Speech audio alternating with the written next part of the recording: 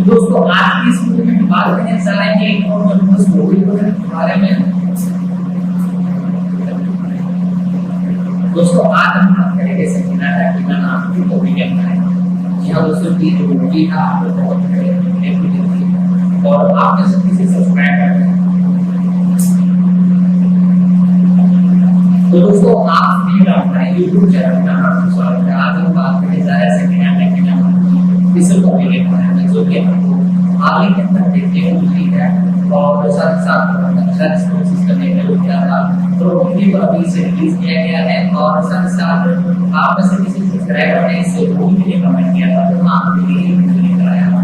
तो आज की इस वीडियो में हम इस मूवी के बारे में बताने के सारे कुछ डिटेल में आपको बताऊंगा। आप हमारे इस चैनल पर नए हैं तो चैनल को सब्सक्राइब कर लीजिएगा, बेल आइकन दबा के शेयर को सेट कर लीजिए। इस मूवी के बारे में बेसिक डिटेल से जानना चाहते हैं।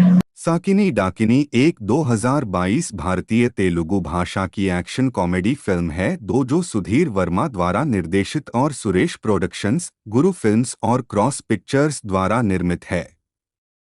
2017 की दक्षिण कोरियाई फिल्म मिडनाइट रनर्स की आधिकारिक रीमेक। इसमें रेजिना कैसेंड्रा और निवेथा थॉमस हैं। फिल्म में संगीत मिकी मैकलेरी ने दिया है। मुख्य फोटोग्राफी मार्च 2021 से अगस्त 2021 तक पूरी तरह से हैदराबाद में हुई। साकिनी डाकिनी को 16 सितंबर 2022 को नाटकीय रूप से रिलीज किया गया था। कथानक: शालिनी और दामिनी अलग अलग पृष्ठभूमि के दो पुलिस प्रशिक्षु अकादमी में शामिल होने और एक ही कमरे में नियुक्ति के बाद कट्टर प्रतिद्वंद्वी बन जाते हैं। उनका संघर्ष अंततः एक पूर्ण विवाद में बदल जाता है जो लगभग उनके निलंबन की ओर ले जाता है। हालांकि जब शालिनी जंगल में भागने की चुनौती के दौरान घायल दामिनी की मदद करती है, जब कोई और नहीं करता है, तो उनके आचरण की सराहना की जाती है और वे सबसे अच्छे दोस्त बन जाते हैं।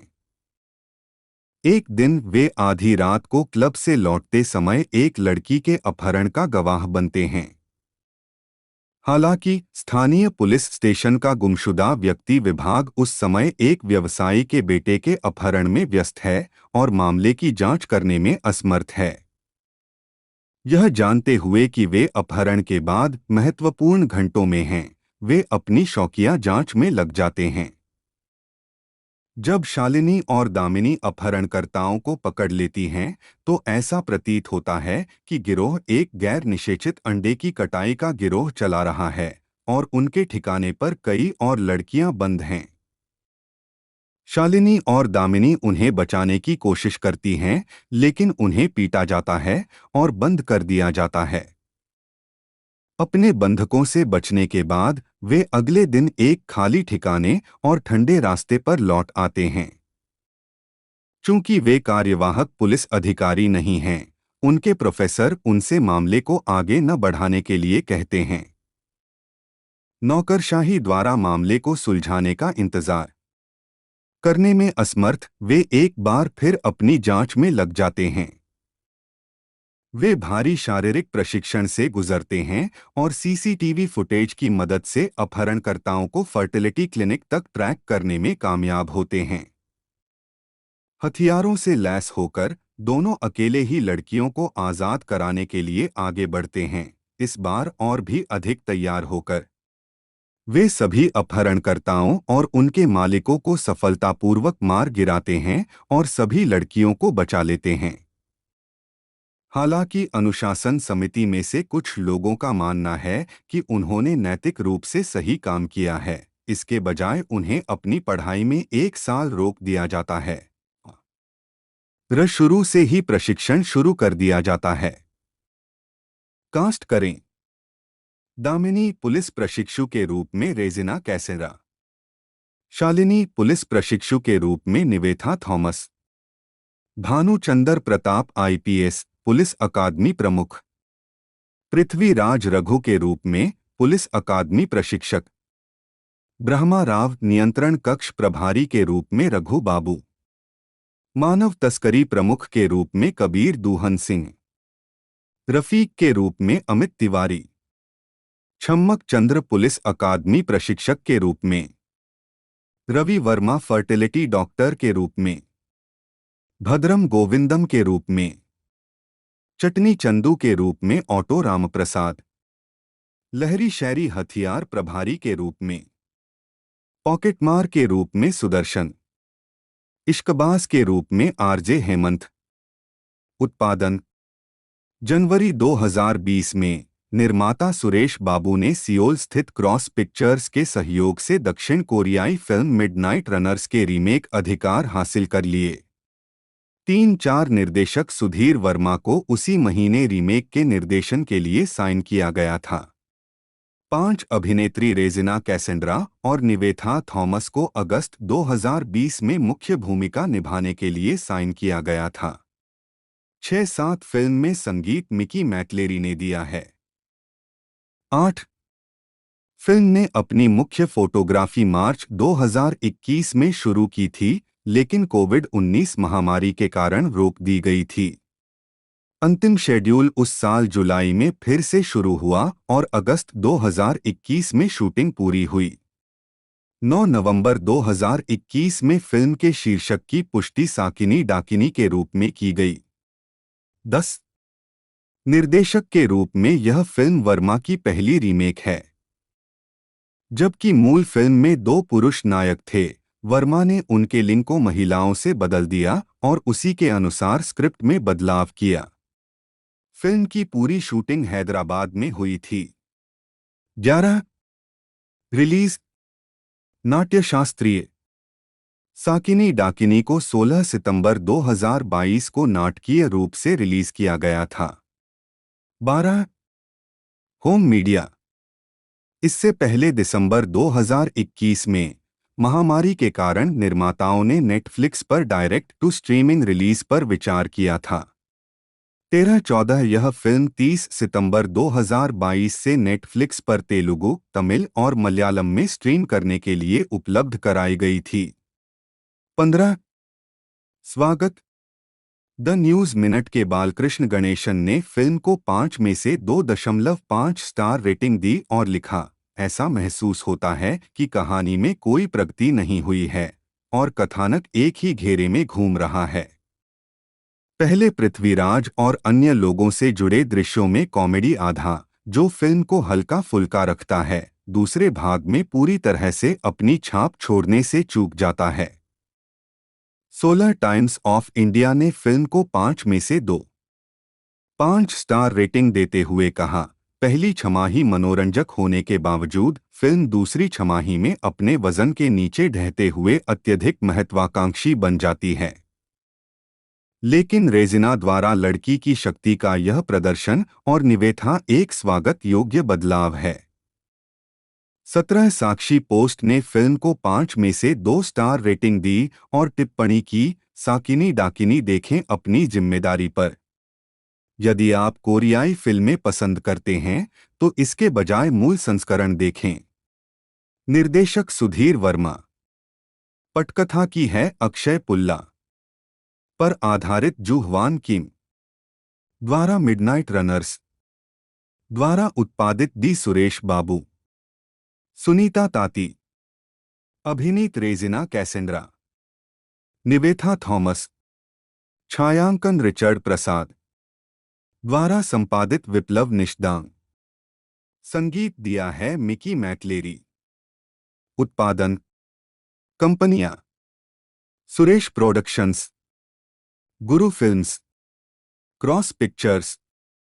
रिलीज की तारीख 16 सितंबर 2022। कार्यकारी समय 118 मिनट 1। देश भारत। भाषा तेलुगु। सुधीर वर्मा एक भारतीय फिल्म निर्देशक और लेखक हैं जो मुख्य रूप से तेलुगु सिनेमा में काम करते हैं। उन्होंने अपने निर्देशन की शुरुआत फिल्म स्वामी रारा 2013 से की। बाद में उन्होंने दोहचाय 2015, केशव 2017 और रणरंगम 2019 जैसी फिल्मों का निर्देशन किया। प्रारंभिक जीवन।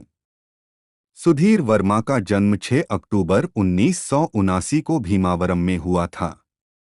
एक वर्मा की स्कूली शिक्षा विशाखापत्तनम में हुई और उन्होंने इंटरमीडिएट की पढ़ाई काकीनाडा में पूरी की। 2 वह नरसापुरम में पले बढ़े। 3 वह पेशे से एक इलेक्ट्रॉनिक्स और संचार इंजीनियर थे। उन्होंने अपने करियर की शुरुआत असिस्टेंट डायरेक्टर के तौर पर की थी। व्यक्तिगत जीवन। वर्मा की शादी राधा कुमारी से हुई है और दंपति के 2 बच्चे हैं। एक कैरियर। सुधीर वर्मा ने अपनी पहली निर्देशित फिल्म स्वामी रारा 2013 रिलीज की, जिसमें निखिल सिद्धार्थ और स्वाति रेड्डी ने अभिनय किया। द हिंदू ने कहा कि फिल्म आपके दिमाग की जेब काट देगी और आप करोड़पति नहीं तो शायद अधिक अमीर महसूस करेंगे। 4 यह बॉक्स ऑफिस पर व्यावसायिक रूप से सफल रही। 5 यह फिल्म कन्नड़ में जम्बू सावरी के नाम से बनाई गई थी। वर्मा की दूसरी फिल्म दोहचाए 2015 थी, जिसमें नागा चैतन्य और कृति सेनन ने अभिनय किया था। बाद में उन्होंने निखिल सिद्धार्थ, ऋतु वर्मा और ईशा कोप्पिकर के साथ केशव 2017 का निर्देशन किया। शैली और प्रभाव। अपनी शैली के बारे में बात करते हुए सुधीर ने कहा, मैं काफी हद तक विदेशी फिल्मों से प्रभावित हूं। मैं Quentin Tarantino, Christopher Nolan, Steven Spielberg और मार्टिन स्कोर्सेसे का बहुत बड़ा प्रशंसक हूं। मेरी सीखने की दृष्टि से उनका काम मेरे लिए बहुत महत्वपूर्ण रहा है। जहां तक मेरी शैली की बात है, जब भी मैं कोई फिल्म करता हूं, मैं एक ही शैली की बहुत सारी फिल्में देखता हूं। अगर मुझे कुछ दिलचस्प दिखता है तो मैं उसे अपना लेता हूं। संभावित प्रेरणाओं के बारे में सोचने से पहले ही कहानी की संरचना मेरी है और अपनी जगह पर है। उसके बाद मैं अपनी फिल्मों के कुछ दृश्यों को दूसरों से अनुकूलित कर सकता हूं। फिर भी मैं अपने दर्शकों के अनुरूप पटकथा लिखता हूं। मैं नहीं चाहता कि दर्शक मेरी फिल्म से अलग हो जाएं, इसलिए मैं यह सुनिश्चित करता हूं कि हमारे दर्शक इससे जुड़े। उद्धरण वांछित। एक अन्य इंटरव्यू में उन्होंने कहा, मेरे हिसाब से प्रेरणा या नकल दोनों एक ही हैं। इसलिए मैं इसका श्रेय उन निर्देशकों को देता हूं जिनसे मैंने सीन चुराए हैं। केशव भी कई फिल्मों से प्रेरित हैं, लेकिन किसी एक खास फिल्म से नहीं। इसलिए विशेष धन्यवाद कार्ड में मैंने प्रत्येक निर्देशक का उल्लेख किया जिनकी फिल्मों से मैंने केशव के लिए प्रेरणा ली। यह उन दृश्यों को श्रद्धांजलि देने का मेरा तरीका है जिन्होंने मुझ पर बहुत प्रभाव छोड़ा है। मेरे पसंदीदा भारतीय निर्देशक मणिरत्नम राम हैं, गोपाल वर्मा, राजकुमार संतोषी और राजकुमार हिरानी। इस कोरियाई नाम में परिवार का नाम किम है। जेसन किम। जन्म किम जुहवान। 1981, उम्र 41-42।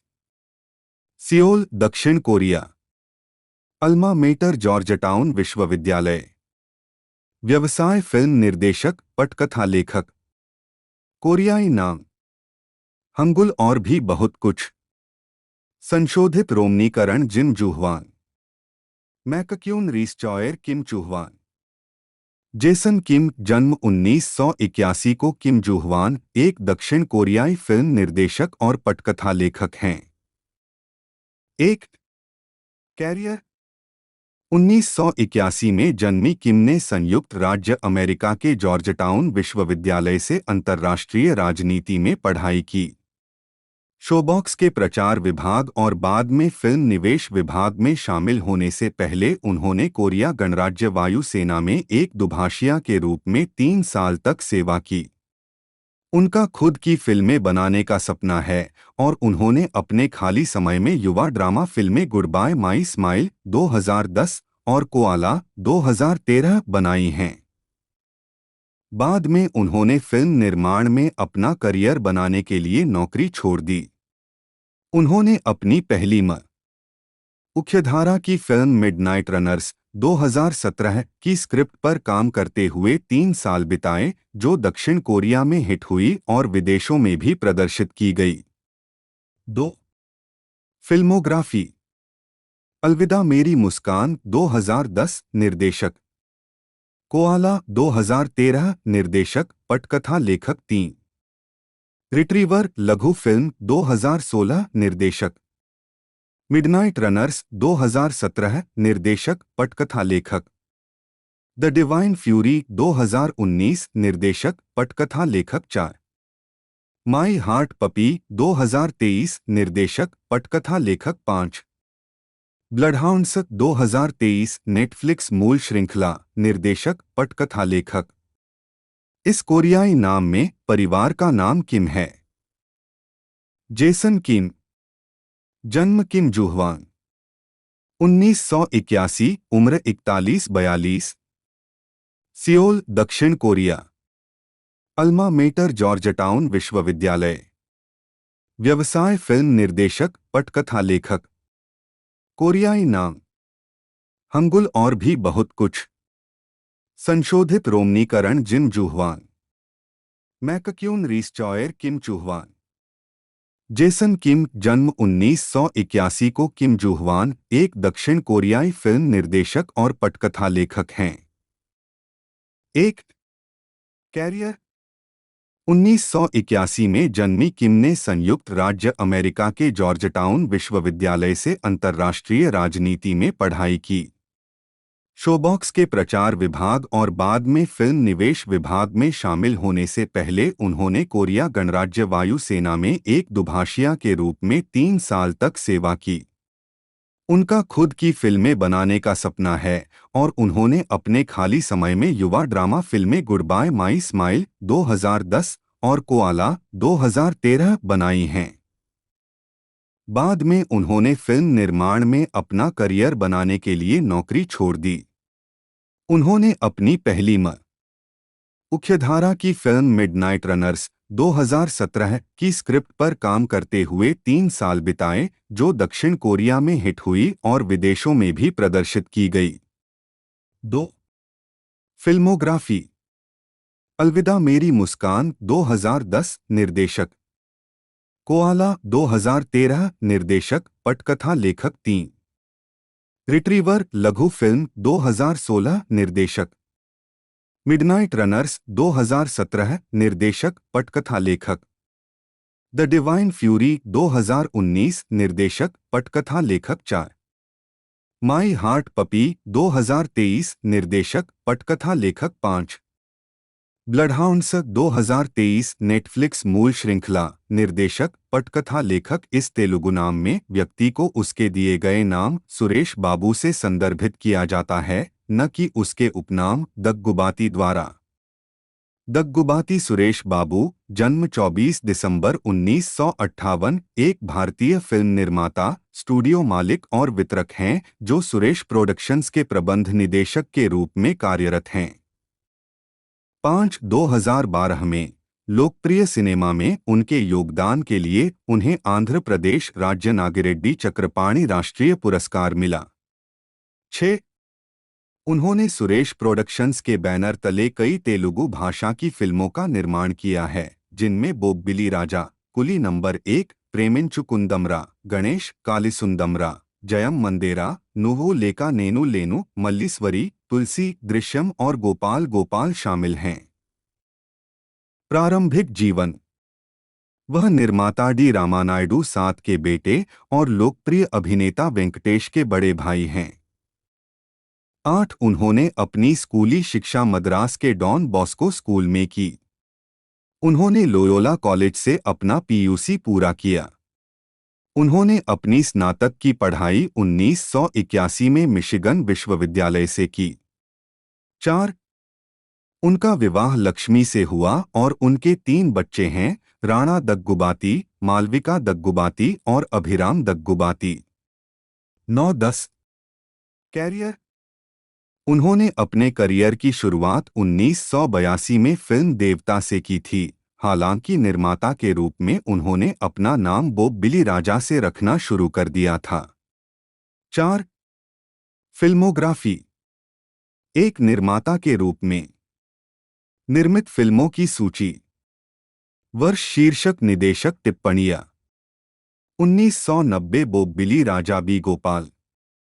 1991 कुली नंबर 1 के राघवेंद्र रा, 1994 सुपर पुलिस के मुरली मोहन रा, 1997 प्रेमेचुकुंदम रा जयंत सी परंजी, 1998 गणेश तिरुपति स्वामी सर्वश्रेष्ठ फीचर फिल्म कांस्य के लिए नंदी पुरस्कार जीता।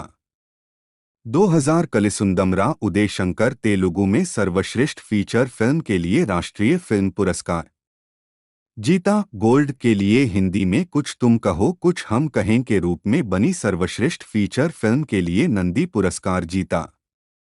2000 जयम मनादेरा एन शंकर, 2002 नुव्वु लेका नेनु लेनु काशी विश्वनाथ, 2003 नीकू नेनु नाकू नुव्वु केसी राजशेखर सर्वश्रेष्ठ होम व्यूइंग फीचर फिल्म के लिए अक्किनेनी पुरस्कार के लिए नंदी पुरस्कार जीता। 2004 मल्लीस्वारी के विजया भास्कर सर्वश्रेष्ठ होम व्यूइंग फीचर फिल्म के लिए अक्किनेनी पुरस्कार के लिए नंदी पुरस्कार जीता। 2005 सोगाडू रवि बाबू, 2007 तुलसी बोयाप्ती श्रीनु। दोस्तों मूवी के लेंथ के बारे में बात की जाए तो 116 मिनट है और बॉक्स ऑफिस कलेक्शन के 78% है। लैंग्वेज की बात की जाए तो इसकी इंडियन लैंग्वेज है, बाकी ओटीटी प्लेटफॉर्म पर ये आई है तो 3 से डब करके रिलीज किया गया है। साथ ही साथ आपको यदि हमारी वीडियो पसंद आती है तो वीडियो को लाइक कर दीजिएगा, चैनल पर नए हो तो चैनल को सब्सक्राइब कर दीजिएगा। दोस्तों इस वीडियो के बारे में अब हम क्लास में बात करते हैं। सुनीता ताती एक भारतीय फिल्म निर्माता हैं जो गुरु फिल्म्स के तहत तेलुगु फिल्मों का निर्माण करती हैं। 2 उनकी उल्लेखनीय प्रस्तुतियों में ओह बेबी, कुरियर बॉय कल्याण और सहसा में स्वसगा सागिपो। 3 प्रारंभिक जीवन। ताती का जन्म और पालन पोषण विजयवाड़ा में हुआ। उन्होंने जॉर्ज मेसन यूनिवर्सिटी से बिजनेस मैनेजमेंट में स्नातक की डिग्री पूरी की और न्यूयॉर्क यूनिवर्सिटी से फिल्म निर्माण में पीजी कोर्स किया। 4 कैरियर। तेलुगु फिल्म उद्योग में शुरुआत करने से पहले ताती ने टीवी 9 तेलुगु के साथ साथ रेडियो मिर्ची में भी काम किया। 5-6 उन्होंने रामानायडू स्टूडियो के डी सुरेश बाबू के अधीन काम किया और मल्लीस्वरी, जयम मंदेरा और नागेश कुकुनूर की हैदराबाद ब्लूज सहित विभिन्न फिल्मों के सहायक निर्देशक के रूप में काम किया। 7-8 2016 में उन्होंने गौतम वासुदेव मेनन के साथ अच्चम येनबाधु मदामयादा और इसके तेलुगु संस्करण सहसम स्वसागा सागिपो के लिए निर्माता के रूप में काम किया। 2019 में उन्होंने बीवी नंदिनी रेड्डी द्वारा निर्देशित हो बेबी पीपुल्स मीडिया प्रोडक्शंस और सुरेश प्रोडक्शंस के साथ सामंथा अक्किनेनी और लक्ष्मी अभिनीत 10 उनकी आगामी फिल्म साकिनी डाकिनी का निर्देशन सुधीर वर्मा ने किया है। रेजिना कैसेंड्रा और निवेथा थॉमस अभिनीत यह फिल्म कोरियाई फिल्म मिडनाइट रनर्स की रीमेक है। 11 दिसंबर 2013 14 अगस्त 2021 तक वह सुरेश प्रोडक्शंस के सहयोग से कॉमेडी फिल्म डोंगलुन्नारू जागृथा पर भी काम कर रही हैं, जो सतीश त्रिपुरा द्वारा लिखित और निर्देशित है। फिल्म में श्री सिम्हा और समुथिरकानी हैं। निवेथा थॉमस, जन्म 2 नवंबर 1995, एक भारतीय अभिनेत्री हैं जो तेलुगु, मलयालम और तमिल भाषा की फिल्मों में दिखाई देती हैं। उन्होंने 2008 की मलयालम फिल्म वेरुथे ओरू भार्या में एक बाल कलाकार के रूप में अपनी फिल्म की शुरुआत की, जिसके लिए उन्होंने सर्वश्रेष्ठ बाल कलाकार का केरल राज्य फिल्म पुरस्कार जीता।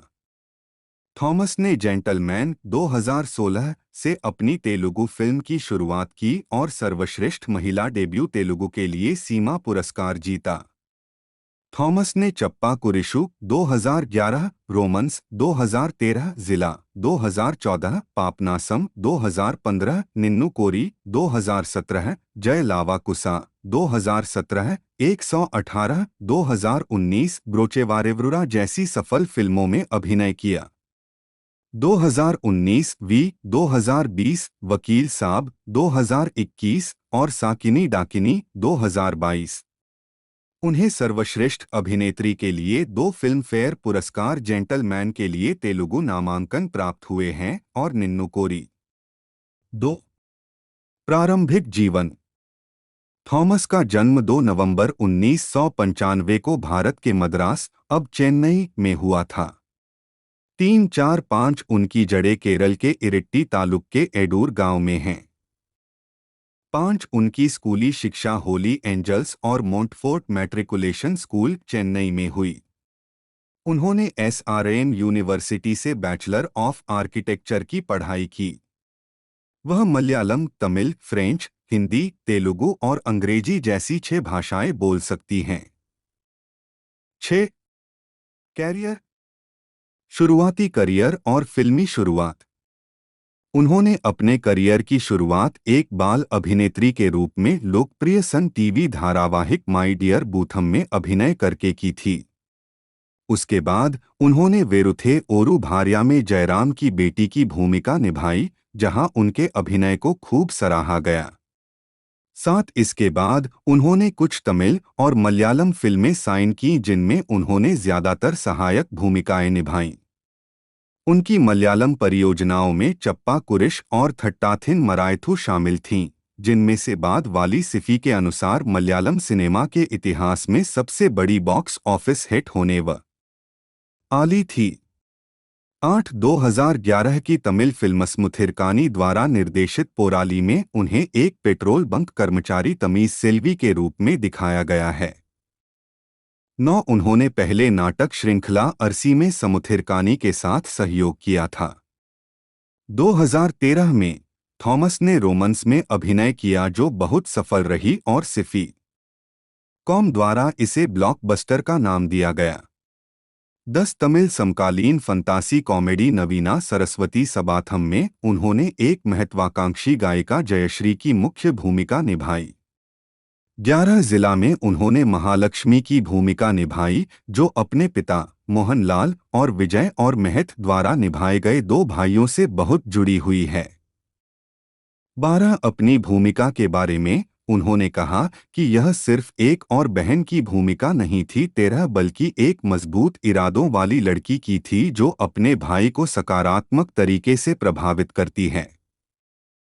11 उन्होंने अपनी पहली Telugu film Juliet lover of idiot sign की अजय वोधिराला द्वारा निर्देशित 14-15 दृश्यम के तमिल रीमेक पापनासम में उन्होंने कमल हासन की सबसे बड़ी बेटी की भूमिका निभाई और उनके अभिनय को दर्शकों से प्रशंसा मिली।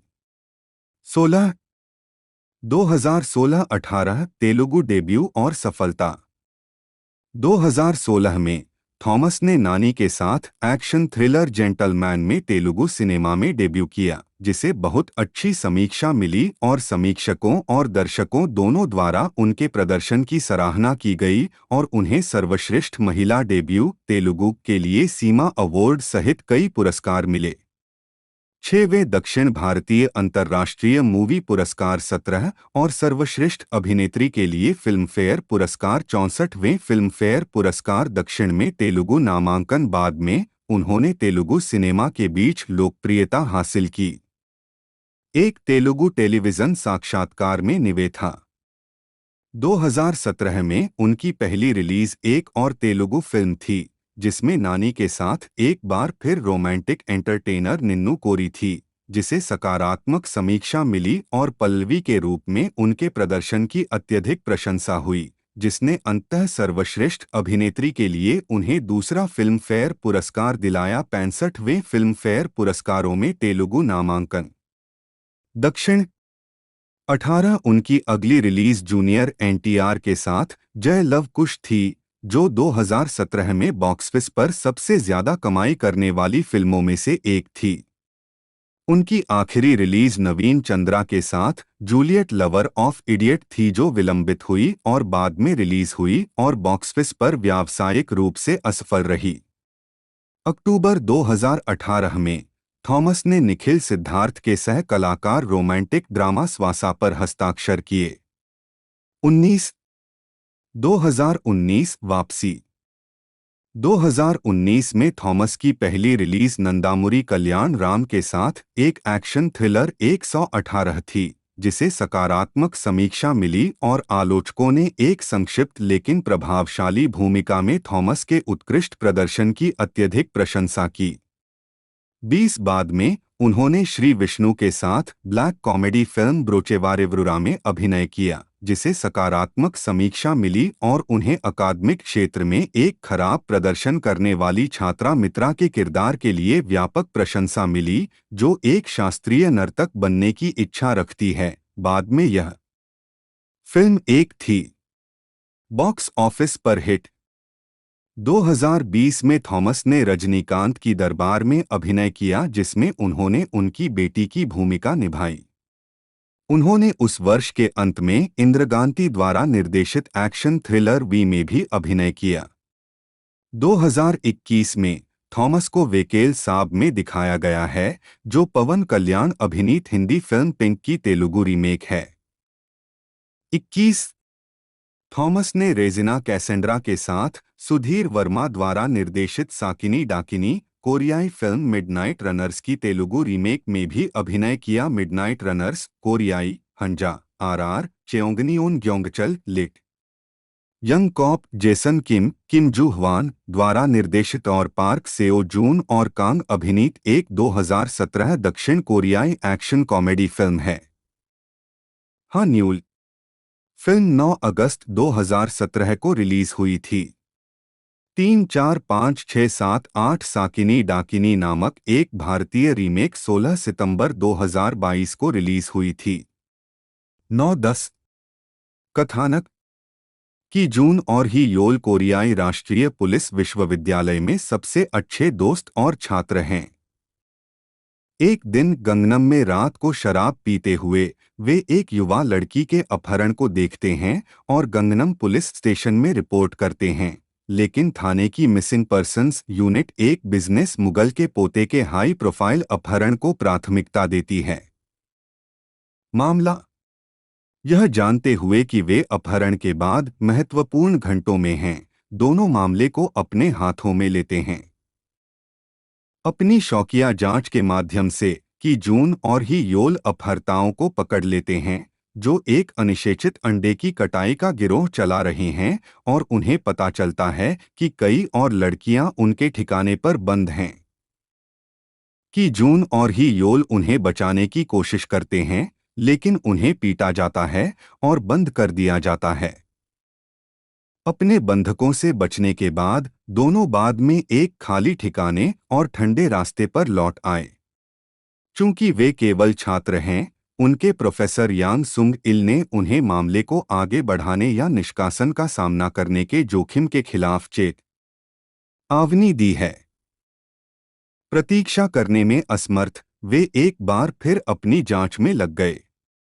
सीसीटीवी फुटेज की मदद से वे वैन को फर्टिलिटी क्लिनिक तक ले जाते हैं।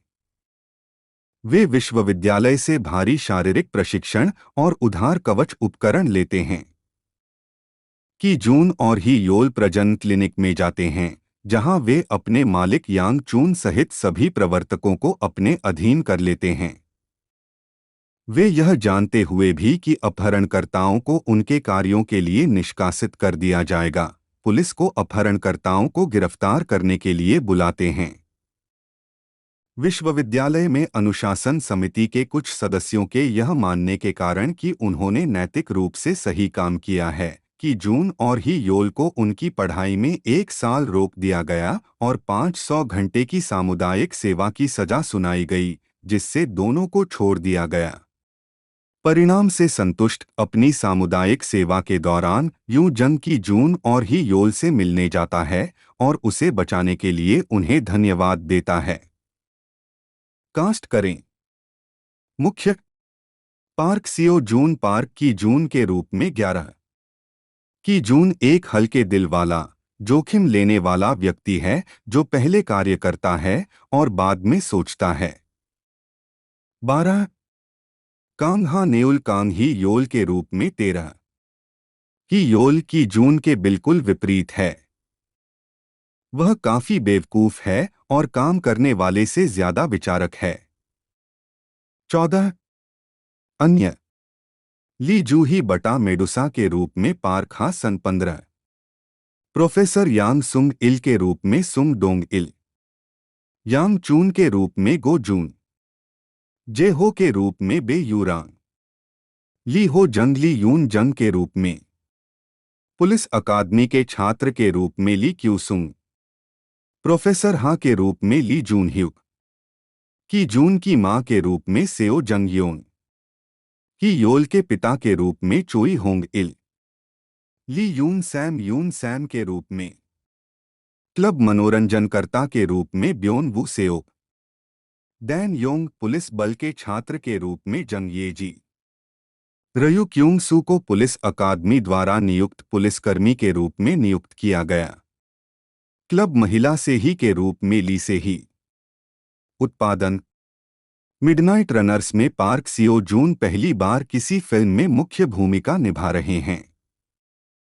11 मिडनाइट रनर्स को Hong Kong international film and TV market में 6 देशों में बेचा गया था। फिल्म के अधिकार जापान की द क्लॉकवर्क्स, ताइवान की लोंगशोंग, हांगकांग की डेल्टामैक एचके, फिलीपींस की विवाकॉम और सिंगापुर की पर्पल प्लान सहित कंपनियों द्वारा खरीदे गए हैं। 16 फिल्मांकन 21 नवंबर 2016 को योंगिन ग्योंगगी प्रांत दक्षिण कोरिया में शुरू हुआ और 23 फरवरी 2017 को समाप्त हुआ। 17-18 रिलीज और स्वागत। स्थानीय यह फिल्म 9 अगस्त 2017 को रिलीज हुई थी। इसे पूरे दक्षिण कोरिया में 1058 थिएटरों में प्रदर्शित किया गया था। 19 फिल्म पहले दिन बॉक्स ऑफिस पर दूसरे स्थान पर रही और कुल 3,08,303 टिकटों की बिक्री के साथ 1.97 मिलियन अमेरिकी डॉलर की कमाई की। अपनी रिलीज के पहले 5 दिनों के दौरान फिल्म ने 1.9 मिलियन दर्शकों को आकर्षित किया 20 और कुल 13.6 मिलियन अमेरिकी डॉलर की कमाई की। 21 रिलीज होने के बाद पहले 8 दिनों के भीतर फिल्म ने 2.73 मिलियन प्रवेश प्राप्त किए और कुल 18.9 मिलियन अमेरिकी डॉलर की कमाई की, जो 6.13 मिलियन अमेरिकी डॉलर के उत्पादन बजट से अधिक थी। 20 अगस्त तक फिल्म रिलीज होने के 2 सप्ताह से भी कम समय बाद मिडनाइट रनर्स को कुल 3,906,566 लोगों ने देखा था। 23-24-21 अगस्त तक अपने प्रीमियर के 13 दिनों के भीतर फिल्म ने 4 मिलियन टिकटों की बिक्री को पार कर लिया। 25-24 अगस्त तक फिल्म ने कुल 4.3 मिलियन टिकटों की बिक्री के साथ 30 मिलियन अमेरिकी डॉलर की कमाई कर ली है। 26 फिल्म रिलीज होने के 19 दिन बाद 27 अगस्त तक प्रवेश की कुल संख्या 4.83 मिलियन हो गई और फिल्म ने 34.04 मिलियन अमेरिकी डॉलर की सकल आय अर्जित की। 27 अपनी रिलीज के 5 सप्ताह बाद 14 सितंबर तक फिल्म 39 मिलियन अमेरिकी डॉलर की कमाई के साथ 5.61 मिलियन प्रवेश अंक तक पहुंच गई, जिससे यह 2017 में 7वीं सबसे ज्यादा कमाई करने वाली दक्षिण कोरियाई फिल्म बन गई।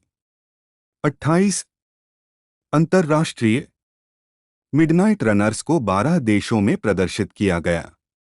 स्थानीय सिनेमाघरों में शुरुआती रिलीज के बाद फिल्म 23 अगस्त को इंडोनेशिया में रिलीज हुई। इसके बाद 25 अगस्त को उत्तरी अमेरिका में, 31 अगस्त को ऑस्ट्रेलिया में रिलीज हुई और फिर New Zealand, Hong Kong, Britain, Singapore, Malaysia, Japan में प्रदर्शित की गई। ताइवान, वियतनाम और फिलीपींस।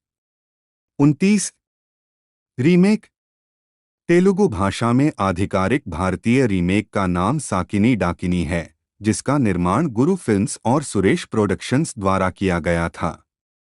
इसमें रेजिना कैसेंड्रा और निवेथा थॉमस मुख्य भूमिकाओं में हैं और इसका निर्देशन सुधीर वर्मा ने किया था, जहां फिल्म 16 सितंबर 2022 को रिलीज हुई थी। सुरेश मूवीज विजया सुरेश कंबाइंस के नाम से भी जाना जाता है, एक भारतीय फिल्म निर्माण और वितरण कंपनी है जो तेलुगु सिनेमा में अपने काम के लिए जानी जाती है।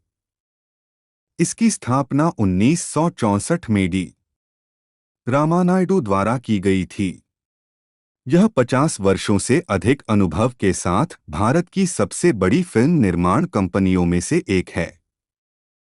एक दो production house Ramanaidu studio, Hyderabad में स्थित है। सुरेश प्रोडक्शंस ने 13 भारतीय भाषाओं में 150 से अधिक फिल्मों का निर्माण किया है, जिनमें से अधिकांश तेलुगु भाषा में हैं। 3 कंपनी द्वारा निर्मित पहली फिल्म 1964 में एनटीआर के साथ रामुडू भीमुडू थी। 4 सुरेश प्रोडक्शंस ने बी गोपाल, जयंती परंजी, मुप्पलानेनी शिवा, तिरुपति स्वामी और उदय शंकर और 4 जैसे निर्देशकों के करियर की शुरुआत की। संगीत निर्देशक 5 रेजिना कैसेंड्रा, जन्म 13 दिसंबर 1990, एक भारतीय अभिनेत्री हैं जो मुख्य रूप से तमिल और तेलुगु फिल्मों में काम करती हैं। उन्होंने तमिल फिल्म कांडा नाल मुधल 2005 के साथ सहायक भूमिका में अभिनय की शुरुआत की और शिव मानसुलो श्रुति 2012 के साथ तेलुगु फिल्म की शुरुआत की, जिसके लिए उन्होंने सर्वश्रेष्ठ महिला डेब्यू तेलुगु के लिए सीमा पुरस्कार जीता। उन्होंने एक लड़की को देखा तो ऐसा लगा 2019 से हिंदी फिल्म में डेब्यू किया। 2 कैसेंड्रा ने शुरुआत में रूटीन लव स्टोरी 2010, केडी बिल्ला किलादी रंगा 2013, पावर और पिला नुव्वु लेनी जीविथम दोनों 2014 सहित सफल फिल्मों में काम किया। उन्हें सुब्रमण्यम फॉर सेल 2015 में एक पारंपरिक लड़की, जो अच्युतानंद 2016 में एक डेंटल स्टूडेंट, मानगरम 2017 में एक युवा और अवे 2018 में एक ड्रग एडिक्ट के किरदार के लिए प्रशंसा मिली। उन्हें जो अच्युतानंद के लिए सर्वश्रेष्ठ अभिनेत्री का SIIMA पुरस्कार तेलुगु नामांकन मिला। 3 कैसेंड्रा को नकारात्मक भूमिका में सर्वश्रेष्ठ अभिनेता के लिए सीमा पुरस्कार मिला। वारू 2019 में एक बिजनेस वुमन की भूमिका के लिए नामांकन। उन्होंने रॉकेट बॉयज 2022 के साथ अपना वेब डेब्यू किया, जिसके लिए उन्हें फिल्म फेयर OTT सर्वश्रेष्ठ सहायक अभिनेता महिला नामांकन मिला। 4 अपने अभिनय करियर के अलावा वह ब्रांडों और उत्पादों के लिए एक सेलिब्रिटी एंडोर्सर हैं। 5 प्रारंभिक जीवन और शिक्षा। कैसेंड्रा का जन्म 13 दिसंबर 1990 को मद्रास, अब चेन्नई में एक तमिल परिवार में हुआ था। 6 उनकी मातृभाषा तमिल है। वह 9 साल की थीं जब उन्होंने बच्चों के चैनल स्प्लैश के लिए एंकरिंग शुरू की। 7 उन्होंने महिला क्रिश्चियन कॉलेज, चेन्नई से मनोविज्ञान में विज्ञान स्नातक की पढ़ाई पूरी की। 8 और मद्रास विश्वविद्यालय से परामर्श मनोविज्ञान में मास्टर ऑफ साइंस किया। 9-10 कैरियर। फिल्म की शुरुआत और शुरुआती संघर्ष 2005-2014। कैसेंड्रा ने 2005 में कार्तिक कुमार के साथ तमिल फिल्म कांडा नाल मुधल से अपने फिल्मी करियर की शुरुआत की। 11 वह अगली बार 2006 की फिल्म अज़गिया असुर में योगी के साथ दिखाई दी। 1-2-2010 में कैसेंड्रा ने चेतन कुमार के साथ कन्नड़ फिल्म सूर्यकांति में मुख्य भूमिका निभाई, और चूंकि वह कन्नड़ नहीं बोल सकती थीं, इसलिए उन्हें अंग्रेजी में दृश्य प्रस्तुत करने और उसमें कन्नड़ जोड़ने के लिए कहा गया। 13 रेडिफ कॉम ने लिखा, रेजिना चेतन से अधिक प्रभावशाली है। वह वास्तव में सुंदर है और उसकी चुलबुली अभिव्यक्तियां भूमिका के अनुरूप हैं। 14 इस फिल्म के बाद उन्होंने समय निकाला और मनोविज्ञान में स्नातक की उपाधि प्राप्त की और फिल्मों में शामिल होने पर अंतिम निर्णय लेने से पहले 1 और साल की छुट्टी ले ली। 15-16 अपने ब्रेक के दौरान उन्होंने कई लघु फिल्मों में अभिनय किया, जिनमें आदित्य अरुण के साथ बालाजी मोहन की कधलील सोधप्पुवधु ये पादी भी शामिल थी। 17 कैसेंड्रा ने अपना तेलुगु डेब्यू शिव मानसुलो श्रुति के साथ सुधीर बाबू के साथ किया। हिंदुस्तान टाइम्स ने कहा, रेजिना अपने लुक और प्रदर्शन से दर्शकों को मंत्रमुग्ध कर देती है। उन्होंने इस फिल्म के लिए तेलुगु में सर्वश्रेष्ठ महिला पदार्पण के लिए सीमा पुरस्कार जीता। 18 उसी वर्ष वह रूटीन लव स्टोरी में संदीप किशन के साथ दिखाई दी।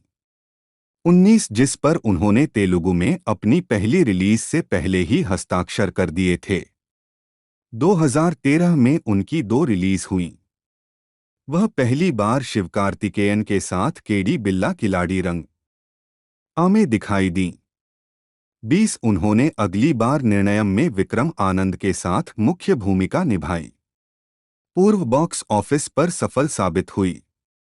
21 कैसेंड्रा की 2014 में 4 रिलीज हुई। वह पहली बार कोठा जनता में अल्लू शिरीष के साथ दिखाई दी। 22-23 डेक्कन क्रॉनिकल ने लिखा, फिल्म की स्टार निस्संदेह रेजिना है। वह सुंदर और चुलबुली दिखती है और एक आनंददायक प्रदर्शन करती है। 24 उनकी अगली रिलीज सुदीप किशन के साथ रारा कृष्णया थी। 25-26 इसके बाद उन्होंने व्यावसायिक सफलता पावर में रवि तेजा के साथ एक बंगाली लड़की की भूमिका निभाई। 27 बेंगलोर मिरर ने लिखा, रेजिना अपनी सीमित स्क्रीन उपस्थिति में काफी सुंदर दिखती हैं।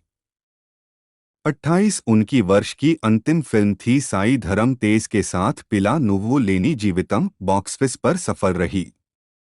29 निर्णायक आलोचनात्मक प्रशंसा और सफलता 20162020 कैसेंड्रा की 2015 की पहली रिलीज वीरा 2015 के साथ राजधंधी राम थी। 30 उनकी अगली फिल्म साई धर्म तेज के साथ व्यावसायिक रूप से सफल सुब्रमण्यम फॉर सेल थी। टाइम्स ऑफ इंडिया की प्रणीता जोनालागेडा ने कहा, रेजिना अपने साफ सुथरे अभिनय से फिल्म में ताजगी लाती है और रोने को छोड़कर शानदार है।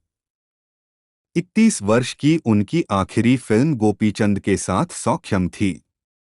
32 कैसेंड्रा 2016 में 3 फिल्मों में दिखाई दी। वह माचू मनोज के साथ शौर्या में और नारा रोहित के साथ शंकरा में दिखाई दी। व्यावसायिक रूप से सफल फिल्म जो अच्युतानंद उनके लिए एक सफलता बन गई। उन्होंने नागा शौर्य और नारा रोहित के साथ एक डेंटल स्टूडेंट की भूमिका निभाई। 33 डेक्कन क्रॉनिकल ने लिखा, रेजिना सुंदर दिखती है और उसका प्रदर्शन प्रभावशाली है। 34 2017 में कैसेंड्रा की पहली फिल्म सुदीप किशन के साथ सफल मानगरम थी।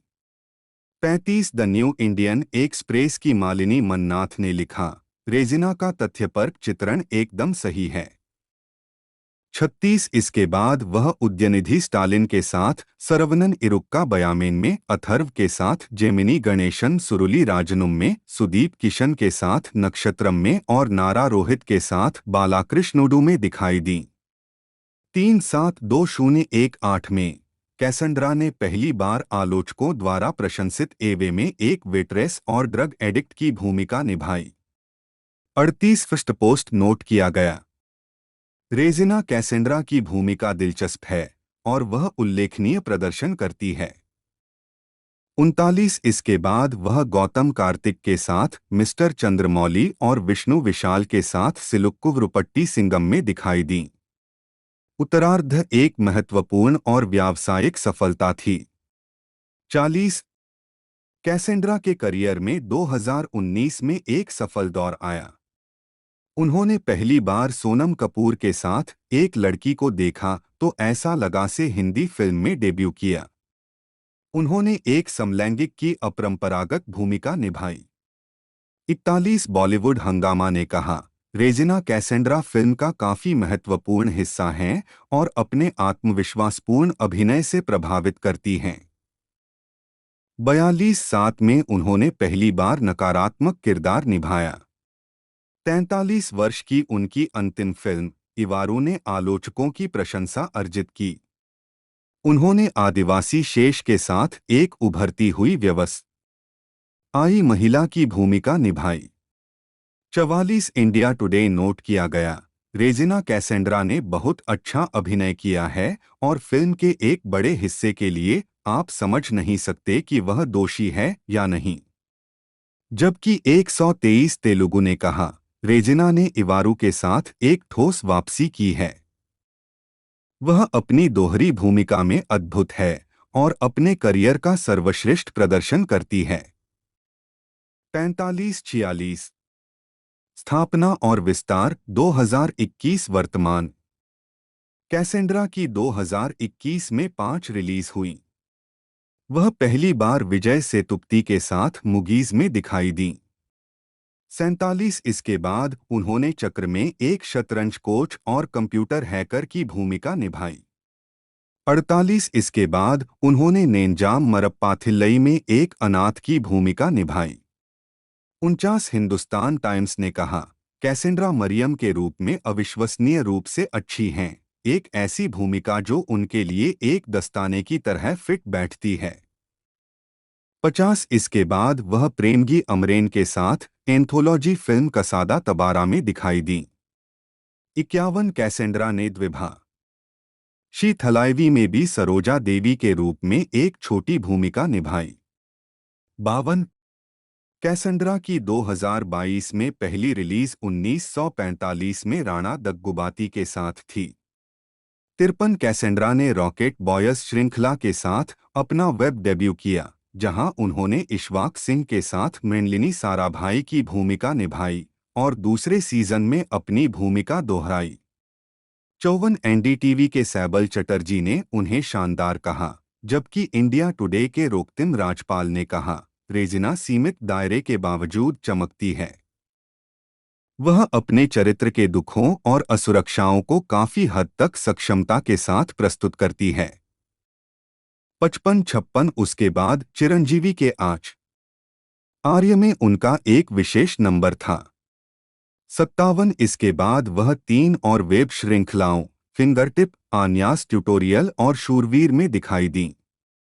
58 वर्ष की उनकी अंतिम रिलीज द्विभाषी साकिनी डाकिनी थी। 59-60 द न्यूज मिनट में कहा गया है, रेजिना विशेष रूप से एक युवा पुलिस प्रशिक्षु के रूप में परफेक्ट दिखती है। वह अपने स्टंट अच्छे से करती है और शानदार प्रदर्शन करती है। 61 कैसेंड्रा पहली बार वेब सीरीज जांबाज हिंदुस्तान के में एक एनआईए अधिकारी के रूप में दिखाई दी। 62 रेडिफ कॉम की दीपा गहलोत ने लिखा, रेजिना कैसेंड्रा की स्क्रीन पर उपस्थिति आकर्षक है, लेकिन उनकी काव्या ज्यादातर एक आयामी है। 63 वह अगली बार फारजी में विजय सेतुपति की पत्नी के रूप में दिखाई दी। 64-65 उनकी वर्ष की पहली फिल्म करूंगापियम थी। 66 इसके बाद उन्होंने नेने नामे दोहरी भूमिकाएं निभाईं, जिनमें से एक पुरातत्वविद की थी। 67 123 तेलुगु नोट किया गया, रेजिना दोहरी भूमिकाओं में चमकती हैं, खासकर दिव्या के रूप में। उनका आकर्षक प्रदर्शन चरित्र में गहराई जोड़ता है और दर्शकों को बांधे रखता है। 68 कैसेंड्रा अगली बार तमिल फिल्म बॉर्डरर और फ्लैशबैक और हिंदी फिल्म सेक्शन 108 में दिखाई देंगी। 69 अन्य कार्य और मीडिया छवि 2013 में रेजिना फोर्ब्स के सलिल पांचाल ने कहा, कैसेंड्रा दक्षिण भारतीय सिनेमा की सबसे भरोसेमंद और बहुमुखी अभिनेत्रियों में से एक बनकर उभरी हैं। 70 द न्यू इंडियन एक्सप्रेस के राम वेंकट श्रीकर ने उनकी फिल्मोग्राफी को पारंपरिक और अपरंपरागत का मिश्रण बताया और उनके अभिनय विकल्पों का वर्णन करते हुए लिखा, रेजिना बहुत आत्म जागरूकता दिखाती है।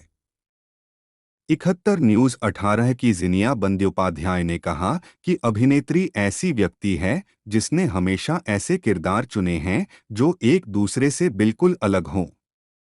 72 रेडिफ कॉम के मयूर सनप ने उनके हिंदी डेब्यू को अपरंपरागत बताया और कहा, कैसेंड्रा ने फिल्मों के अपने विकल्पों के साथ सफलतापूर्वक अपने लिए एक जगह बनाई है। टाइम्स नाउ की सुष्मिता डे ने उन्हें उनकी बहुमुखी भूमिकाओं के लिए जाना और कहा, रेजिना का हर किरदार के प्रति एक अनूठा दृष्टिकोण है।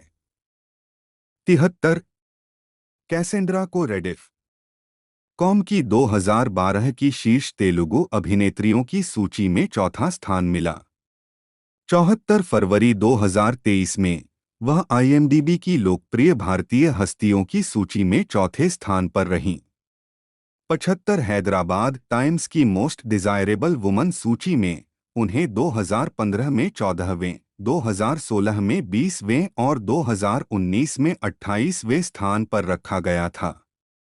76, 77, 78 चेन्नई टाइम्स की मोस्ट डिजायरेबल वुमन सूची में उन्हें 22वें स्थान पर रखा गया था।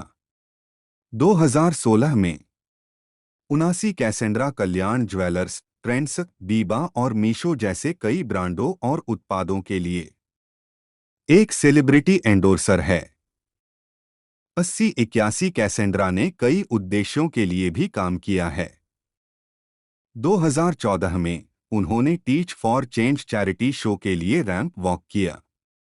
82 उन्होंने 2021 में भारत के वाटर बाउल चैलेंज में पीपल फॉर कैटल के अभियान राजदूत के रूप में भाग लिया है। वह जैविक खेती का भी समर्थन करती हैं। 2023 में कैसेंड्रा ग्रामीण महिला नेतृत्व कार्यक्रम में भाग लेते हुए डेमोक्रेटिक संघ की सह संस्थापक बनी। माइकल मैटलेरी न्यूजीलैंड के गीतकार, संगीतकार, कलाकार, निर्माता और निर्देशक हैं जो 2007 से मुंबई, भारत में स्थित हैं। एक उन्होंने लेवी, कोका कोला, वोडाफोन आदि जैसे ब्रांडों के लिए बड़ी संख्या में विज्ञापनों पर काम किया है। Waiting, Margarita with a straw, Shaitan, Shanghai, David, Bombay velvet, Nautanki Saala, शादी के साइड इफेक्ट्स, शानदार आदि फिल्में। विज्ञापन फिल्मों के लिए साउंड ट्रैक, बॉलीवुड फिल्मों के लिए बैकग्राउंड स्कोर और गानों पर उनके शानदार काम के अलावा उन्हें द बारटेंडर के मंच नाम के तहत पुराने बॉलीवुड गानों की पुनर्व्याख्या के लिए भी जाना जाता है, विशेष रूप से खोया खोया चांद और हवा हवाई। शानदार से शैतान, नींद न मुझको आए और इना मीना दी का, बॉम्बे वेलवेट से दो फिफी, डेविड से ओ लाल मेरी बटा मस्त कलंदर और नौटंकी साला से धक धक 3-4 उन्होंने अपने कुछ सबसे लोकप्रिय विज्ञापन जिंगल के पूर्ण लंबाई संस्करणों का एक अनोखा एल्बम भी जारी किया है। टीवी डिनर कहा जाता है। 5 व्यक्तिगत जीवन। माइकल मैटलेरी एक न्यूजीलैंडवासी हैं जिनका जन्म चेन्नई, तमिलनाडु, भारत में हुआ था। वह लगभग 15 वर्षों तक लंदन, इंग्लैंड में रहे और काम किया और वर्तमान में मुख्य रूप से मुंबई, भारत में रहते हैं।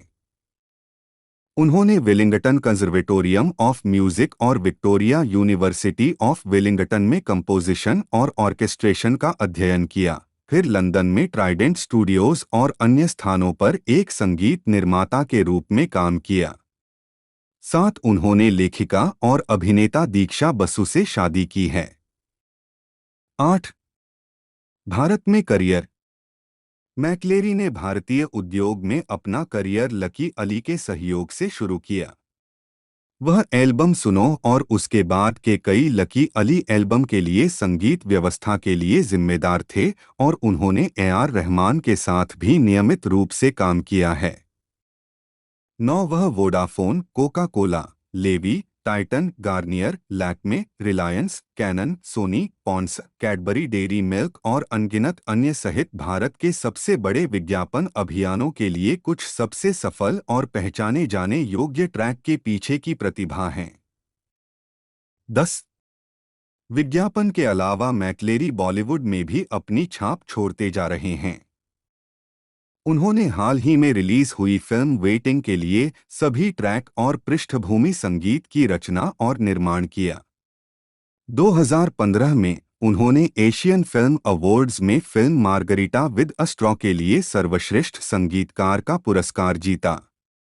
11 उन्होंने दिबाकर बनर्जी की 2012 की राजनीतिक थ्रिलर शंघाई के लिए समीक्षकों द्वारा प्रशंसित बैकग्राउंड स्कोर भी बनाया और साथ ही शैतान, कहानी, लव, सेक्स और धोखा, शानदार, बॉम्बे वेलवेट और कई अन्य फिल्मों के लिए संगीत भी दिया। चेन्नई एक्सप्रेस। 12 उन्होंने बेजॉय नाम्बियार की दूसरी फिल्म डेविड के लिए बैकग्राउंड स्कोर और कुछ ट्रैक तैयार किए और फिर रोहन सिप्पी की 2013 की फिल्म नौटंकी साला के लिए एक पूर्ण बॉलीवुड संगीत निर्देशक बन गए।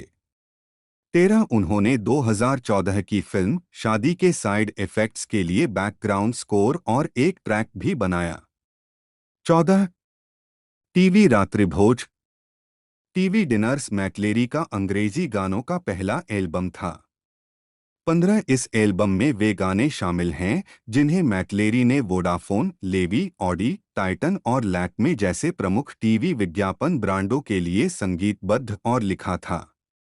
उन्होंने नई रचना और गीत जोड़कर इन 45 सेकंड के जिंगल्स को पूर्ण लंबाई वाले गीतों में विस्तारित किया है। आधे एल्बम में उनका अपना स्वर है। इसमें गायिका अनुष्का मनचंदा, शाल्मली खोलगड़े, मोनिका डोगरा और मौली दवे भी हैं। इस एल्बम के ट्रैक के लिए उनके द्वारा निर्देशित 5 संगीत वीडियो जारी किए गए हैं। 16 बारटेंडर द बारटेंडर के मंच नाम के अनुसार मैक्लेरी ने 3 एल्बम जारी किए हैं। क्लासिक बॉलीवुड शेकेन नॉट स्टिरेड 2011, B70 2013 और classic Bollywood with A twist 2014। पहले एल्बम में 50 और 60 के दशक के बॉलीवुड गानों को एक शानदार, आकर्षक शैली में दोहराया गया है और इसमें खोया खोया चांद, बेजॉय नाम्बियार की फिल्म शैतान में प्रदर्शित और कोका से तुम जो मिल गए हो जैसे हिट गाने शामिल हैं। दिबाकर बनर्जी द्वारा निर्देशित कोला विज्ञापन। 17 दूसरा एल्बम B70 अमिताभ बच्चन के सम्मान में बनाया गया था और उनके 70वें जन्मदिन पर उन्हें समर्पण के रूप में जारी किया गया था। इसमें उनके सबसे प्रतिष्ठित हिट फिल्मी गानों के संशोधित संस्करण पेश किए गए हैं, जिसमें गानों की मूल आत्मा के अनुरूप रहते हुए रेगे, कैबरे और मोटाउन का संयोजन किया गया है। 18 दोस्तों आज की इस वीडियो में हमने इस ट्रेलर मूवी के बारे में जाना जो कि प्लॉट क्या है, बहुत ही जबरदस्त और नए अंदाज में आपको देखने को मिलेगा। हमने भी आपके लिए वीडियो लेकर आए हैं, सब बनाने की कोशिश की है। तो आप भी लोग किसी मूवी के बारे में जानना चाहते हो तो आप भी कमेंट कर सकते हो। अभी भी आपके कमेंट के ऊपर ही होने वाली है। तो दोस्तों आज की इस वीडियो में इतना ही। मिलते हैं अगले वीडियो में।